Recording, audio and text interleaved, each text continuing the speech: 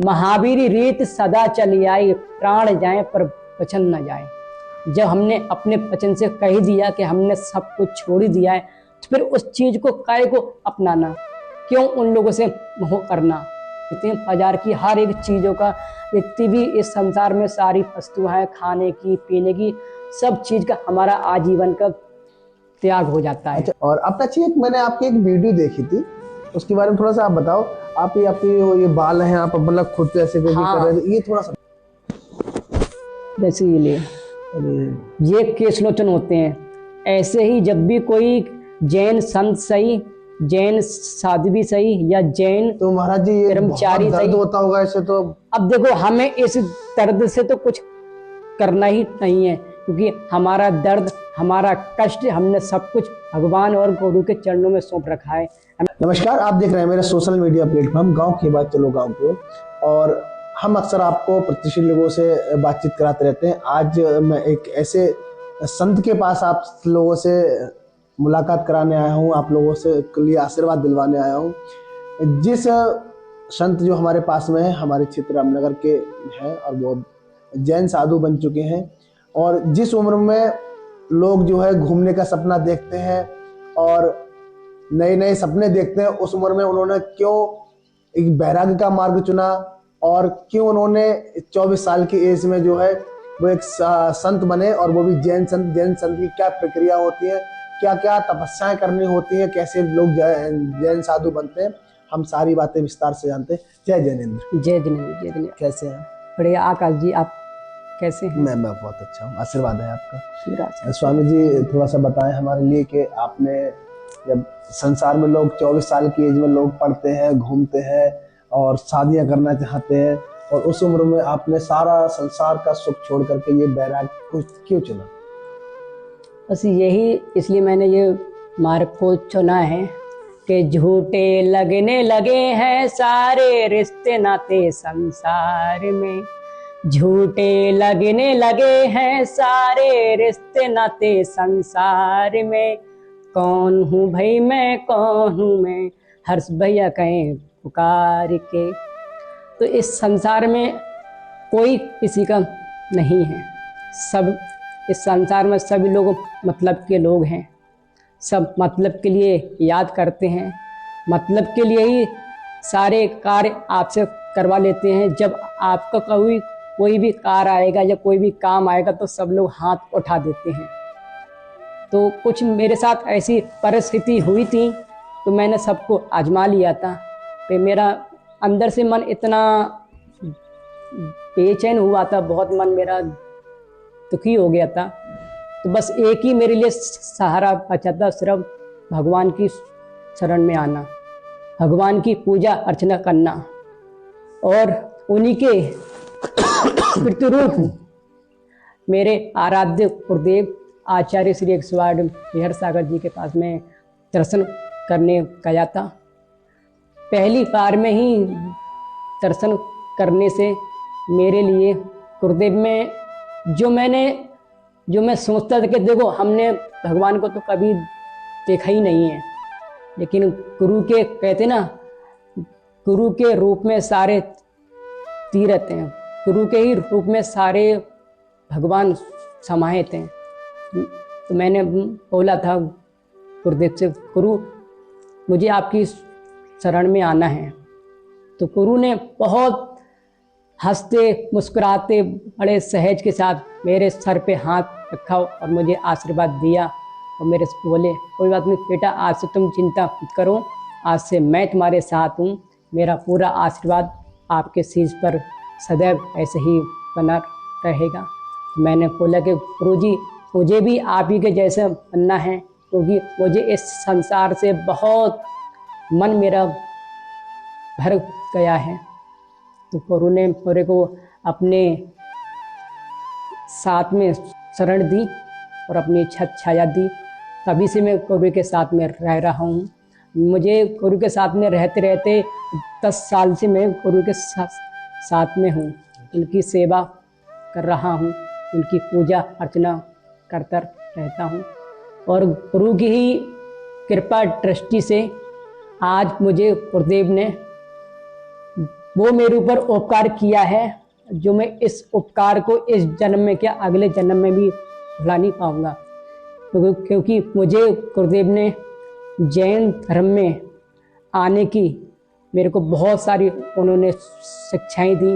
उन्होंने समझाया कि जैन धर्म है क्या, जैन धर्म में क्रिया है क्या, जैन धर्म को कैसे पालते हैं, कैसे उसको पालन करना है। मैंने वो सब चीज़ें सीख कर फिर मैंने अपना गुरु के लिए फिर मैंने बोला कि गुरु जी मुझे अब दीक्षा दीजिए, मैं भी अब आप जैसे बनकर अब त्याग तपस्या करके मैं अपना भी कल्याण करूं और अपनी आत्मा का भी कल्याण करूं और अपने घर परिवार का भी कल्याण करूं और इस क्षेत्र के जितने भी लोग हैं सभी के लिए मैं कल्याणकारी बनूं। कुछ मेरे ऊपर आप ऐसी कृपा दृष्टि करिए। नहीं स्वामी जी, जैसे आपके ये मन भरा, आपने संन्यास लेने का विचार बनाया, तो आप जैसे हिंदू थे तो आप तो किसी भी मंदिर को जाके घेरते, मठ बनाते और वहां पर रहते, तो आपने ये जैन धर्म में आने का क्यों मन बनाया, ये थोड़ा सा बताएं। जैन धर्म में देखो, अगर देखा जाए तो जन्म लेने से पहले ही जब इंसान का जन्म होता है तो वो सिर्फ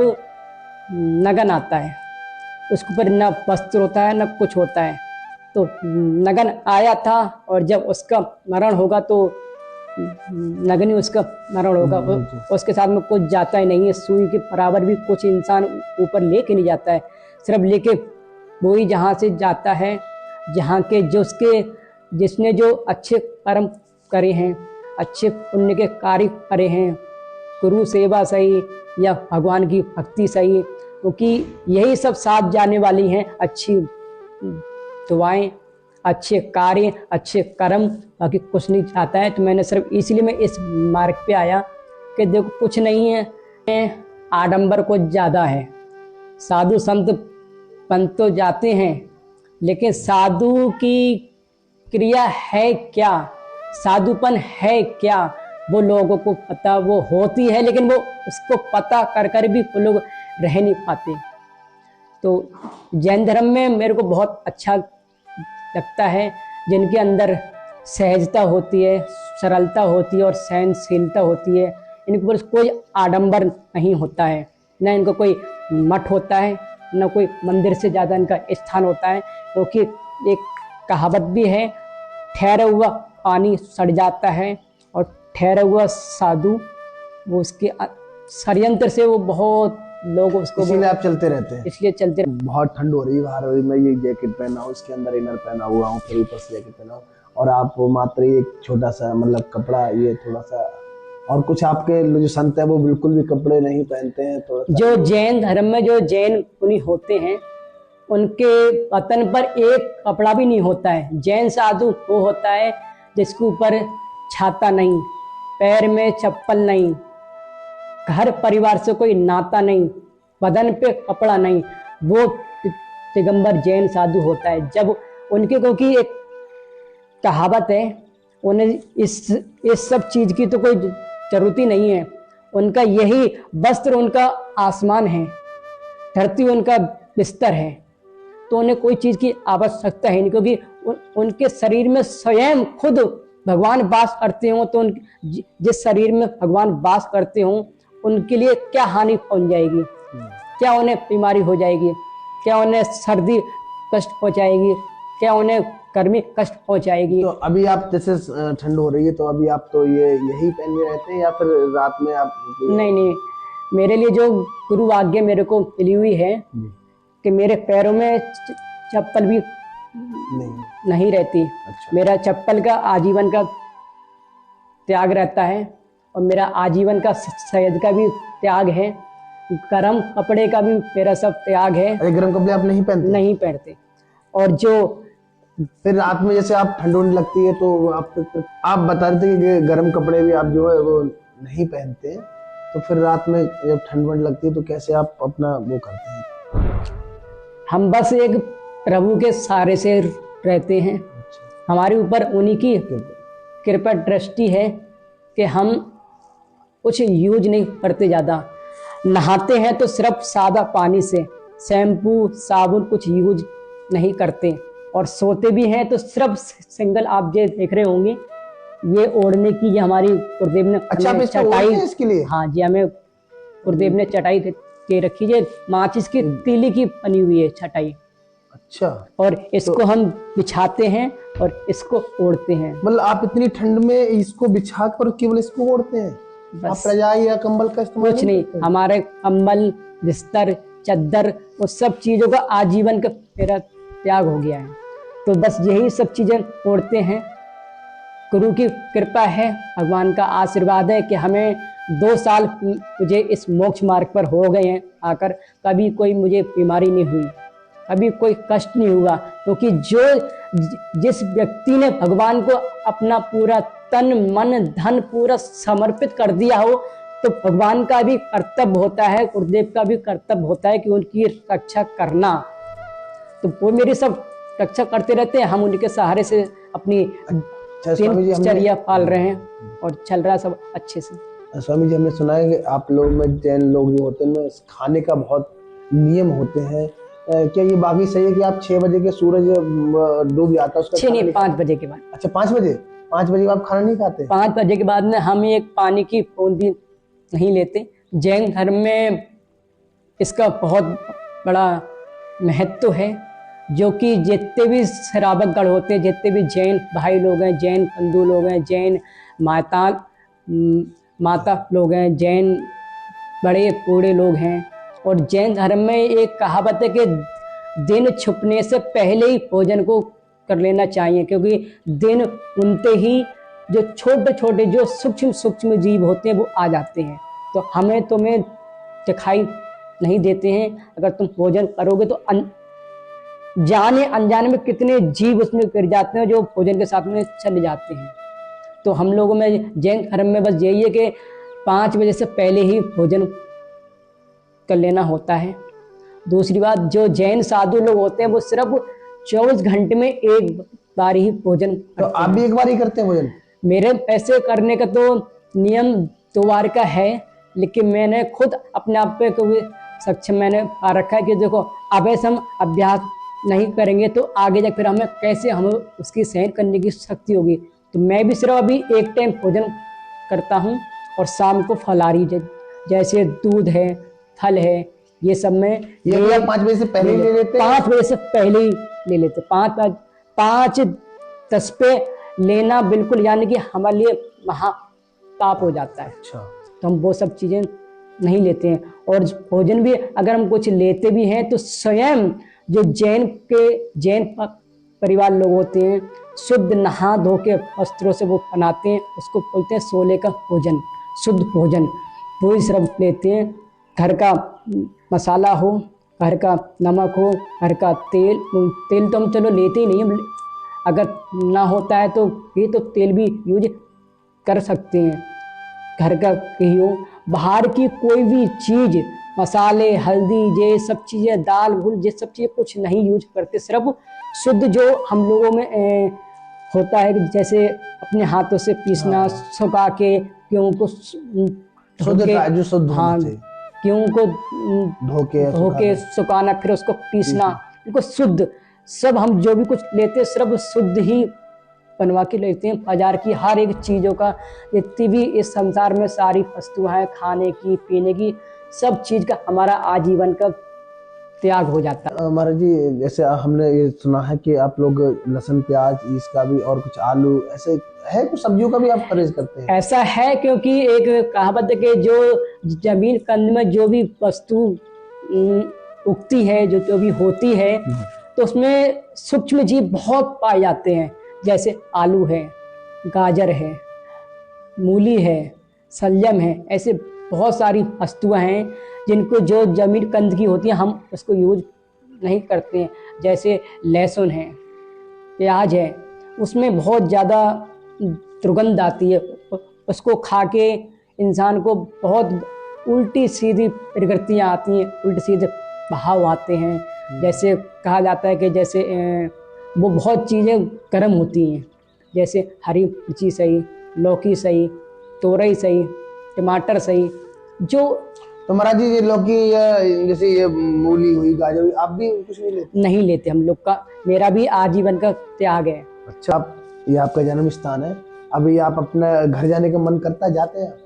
घर जाने का हमने जब इस घर परिवार में सब कुछ छोड़ ही दिया है तो जाने के भाव आएंगे। सच्चा त्याग वो होता है जो एक बार कोई चीज त्याग दी तो छोड़ दी। जैसे ब्रह्मास्त्र होता है, अगर एक बार छोड़ दिया तो वो दोबारा नहीं आ सकता। अगर दोबारा आएगा तो वो उसी को सर्वनाश कर देगा और सारी सृष्टि को भी सर्वनाश कर देगा।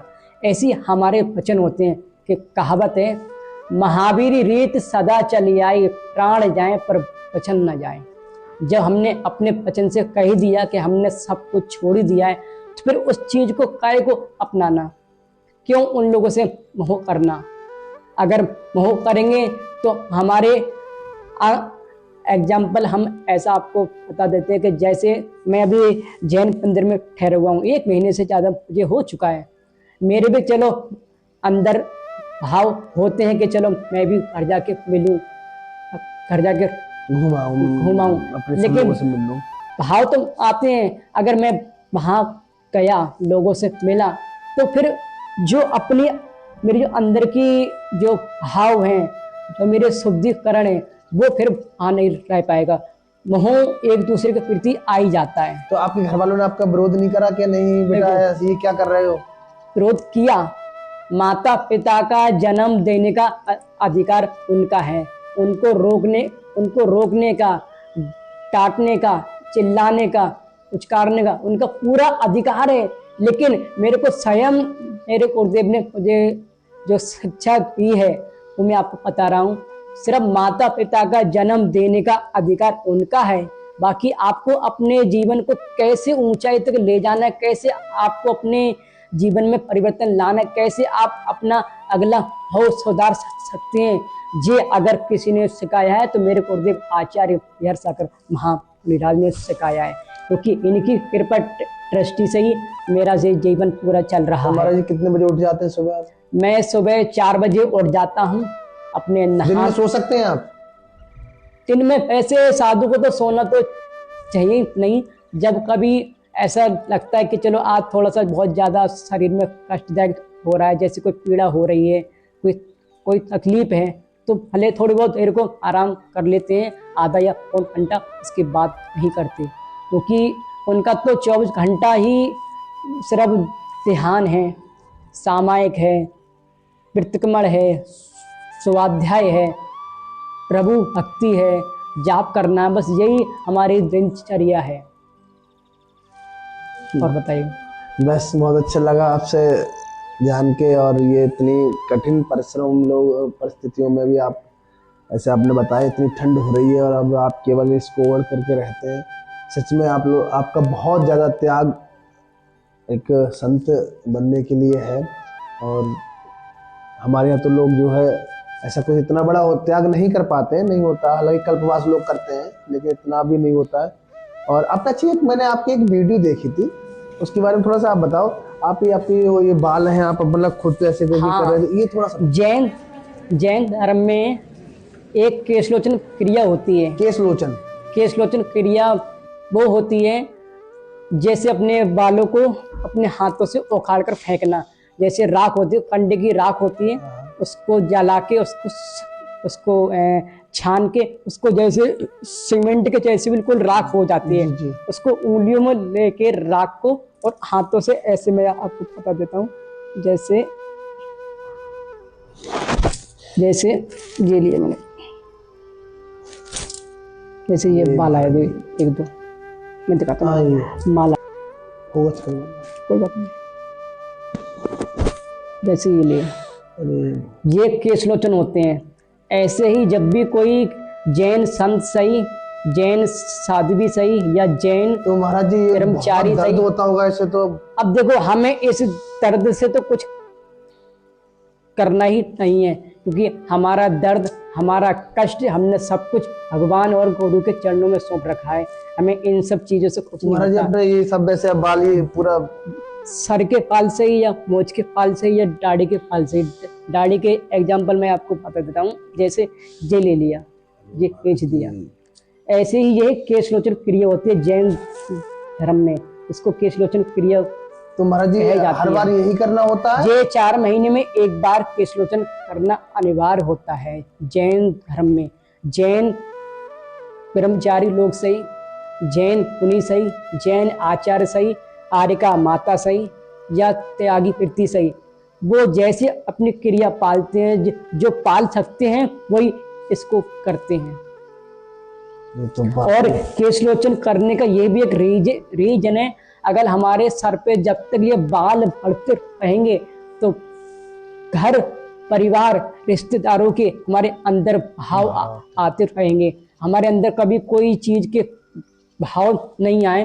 तो इसलिए जब केशलोचन कर जाते हैं कि हमारे जितनी अंदर भी जितनी निगेटिविटी है, जो भी उल्टे सीधे भाव है, वो केशलोचन के माध्यम से सब तो महाराज निकल जब जाते आपका हैं। पहली बार हुआ होगा तो बहुत दर्द हो? पहली बार में मेरे को बहुत ज्यादा कष्ट हुआ था, लेकिन गुरु की कृपा, भगवान का आशीर्वाद के आज भी महावीर भगवान की वो बात बहुत याद आती है कि हिम्मत से हारना, हिम्मत कभी मत हारना। जब मेरे को ये बात बहुत अच्छी लगी तो मैंने वही बातें मैंने अपने अंदर भी धारण कर ली। जब मेरे अंदर हिम्मत है, मैंने अपनी हिम्मत को थाना बस में किया, भगवान का नाम लिया, गुरु से आशीर्वाद लिया और अपने ध्यान मुद्रा में मैं बैठ गया। फिर मेरे को कुछ नहीं लगा, मैं बस अपने आराम से भगवान का तो ये स्वयं का ध्यान किया था करते आपने रहो। कि कोई किसी और ने करा नहीं, था आपके साथ? जो हमारे साथ जो हम जिनके साथ में रहते हैं, मेरे गुरुदेव हैं आचार्य हरिहर सागर जी महाराज, उन्हीं के मंगल हाथों से मेरे प्रथम केशलोचन हुए थे। गुरुदेव ने किए। गुरुदेव के जो परम शिष्य हैं विजय सागर जी महामुनिराज, विश्वर सागर जी महामुनिराज, 4-6 महाराजों ने मेरे केशलोचन किए। और ये केशलोचन 4.5 घंटे तक चले थे। 4.5 घंटे के बाद मेरे संपन्न हुए। तो पहली बार में तो मेरे को बहुत ज़्यादा कष्ट हुआ था, लेकिन मैंने वो सब कष्ट सहन किया। एक कहते हैं मोक्ष मार्ग वो ही है कि जैसे तलवार की धार पे चलना, यही मोक्ष मार्ग है। कांटों का ताज पहनना ही मोक्ष मार्ग है। अभी महाराज जी कपड़े आप कब तक हैं, फिर आप ये कपड़े भी छोड़ देंगे या? मेरी अभी जे ऊपर जो अभी वस्त्र हैं, जी ये होती है, ये दुपट्टा है। हाँ। जब मेरी शिक्षा हो जाएगी, अभी संभवतः मैं त्याग देंगे? सारे वस्त्र त्याग कर छोड़कर सिर्फ एक लंगोटी और एक दुपट्टे में रह जाएंगे। जैसे जो आप देख रहे होंगे, जो जी कपड़े जैसे ये टंगे हुए हैं कपड़े, ये एक लंगोटी है वाइट वाली, जो लंगोटी और एक दुपट्टा, सिर्फ वो हमें मिलेगा। और एक पीछी और कमंडल, उसे कहते हैं संयमी जीव। वो हमारा संयमी उपकार होता है। वो पीछी, मोर की पीछी मेरा, अभी तो मैं चलो नहा सकता हूँ, लेकिन दीक्षा होने के बाद में हम नहा नहीं सकते। जब तक सांस है, आप जब तक नहाएंगे नहीं? इस शरीर में जब तक प्राण है, जब तक नहाने का आजीवन का त्याग हो जाता है। ब्रश करने का, कोलगेट करने का आजीवन का त्याग हो जाता है। क्योंकि जैन साधु वही कहलाते हैं जिनके ऊपर छाता नहीं, बदन पर कोई कपड़ा नहीं, घर परिवार से कोई नाता नहीं, संसार के चीज़ों कोई मोह नहीं। सच्चा मोक्ष मार्ग वही है जिनके साथ में कोई आडंबर ना हो, कोई परिग्रह ना हो, वही जैन साधु। जैन साधु वही है जिसके अंदर सहजता, सरलता और सहनशीलता है। वही सच्चा श्रावक, वही सच्चा साधु, वही सच्चा त्यागी वृत्ति है। जिसके अंदर सहजता है, सरलता है और सहनशीलता है, वो हर जगह अपनी विजय पालेगा। महाराज जी अंत में कोई संदेश समाज के लिए या हमारे देशवासियों के लिए कुछ है, आपका संदेश बताएं। बस मेरा एक यही छोटा सा संदेश है, जियो और जीने दो। इस संसार में करोड़ों लोग हैं, इस संसार में 84 लाख योनियां हैं। इस 84 लाख योनियों में काफ़ी सारे जो ऐसे तिर्यंच जीव हैं जिनको मनुष्य लोग मार के खा लेते हैं, सेवन कर लेते हैं। तो मेरे को ये सब चीज़ें देखकर बहुत अंदर से फैलानी आती है, बहुत दुख होता है, बहुत बुरा लगता है, क्योंकि हर एक जीव में भगवान बनने की शक्ति है, हर एक जीव में भगवान छुपा हुआ है। क्योंकि मेरे अंदर भी है तो भगवान छुपा हुआ है, आपके अंदर भी है तो भगवान छुपा हुआ है। हर एक जीव के अंदर भगवान बनने की शक्ति है छुपी हुई। जब किसी इंसान को उसको जीवन दान देने का अधिकार ही नहीं है, तो उसको ये भी अधिकार नहीं है कि किसी जीव को मारकर खाए। ये बहुत अनुचित है। ये घटना मेरे को सुनने को मिलती, मेरा मन बहुत दुखी हो जाता है, मन बहुत व्याकुल हो जाता है। मेरा यही एक छोटा सा संदेश है कि जियो और जीने दो, बस।